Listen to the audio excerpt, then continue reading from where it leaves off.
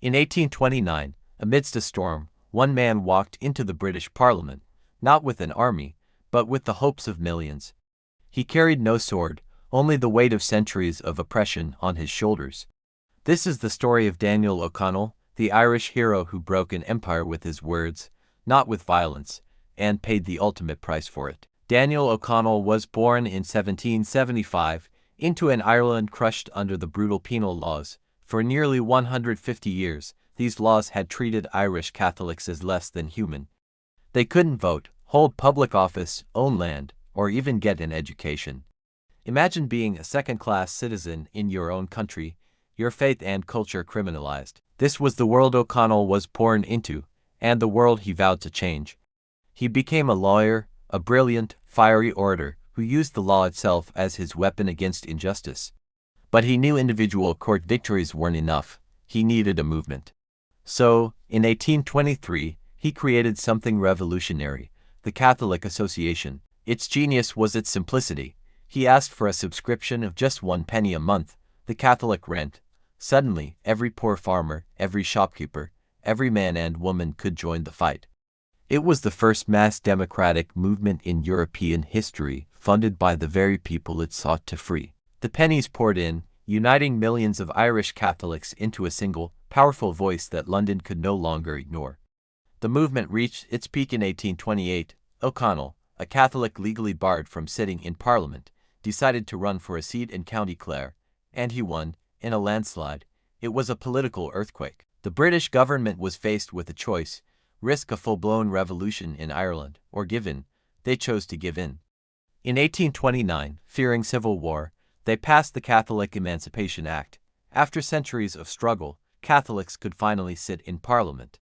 O'Connell, the Liberator, had won an impossible victory without a single drop of blood being shed. But his work wasn't done. Emancipation was just the first step. He now set his sights on an even bigger goal: repealing the Act of Union, which had dissolved the Irish Parliament and made Ireland a mere province of Great Britain. He wanted Ireland to govern itself. He organized a series of monster meetings across the country, peaceful gatherings of unimaginable scale. The most famous was at the Hill of Tara in 1843, the ancient seat of the High Kings of Ireland.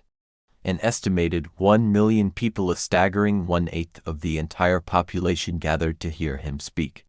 Imagine that sight, a sea of faces stretching to the horizon, united by one man's dream of a free nation. The British government was terrified.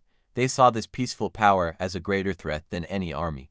They banned his next monster meeting at Clontarf and, to make an example of him, arrested O'Connell for conspiracy. The 69-year-old Liberator was sentenced and thrown into Kilmainham Gaol. The crowds that had cheered him now wept in the streets. Although his conviction was later overturned, the imprisonment broke him, his health failed, his spirit waned. And as he weakened, a far greater tragedy descended upon Ireland, the Great Famine.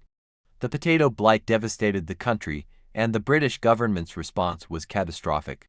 O'Connell watched, helpless, as his people starved to death by the millions. The man who had freed them politically could not save them from starvation.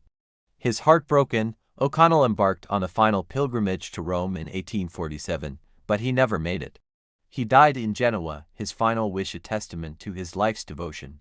He asked that his body be returned to Ireland, but his heart be sent to Rome. His heart belonged to his faith, but his body, his life, and his soul belonged to Ireland. Daniel O'Connell was one of the greatest figures in modern history. He taught the world that moral force could be more powerful than physical force. He showed that the will of the people, united and determined, could topple empires peacefully. His legacy inspired movements for freedom across the globe, from Frederick Douglass in America to Mahatma Gandhi in India. Like this video if you think Daniel O'Connell was one of the greatest Irishmen who ever lived. Share this story with someone who needs to know about this forgotten hero. Let us know in the comments, O'Connell or Michael Collins, who had a bigger impact on Ireland. And make sure to subscribe, because Ireland's history is full of legends waiting to be told.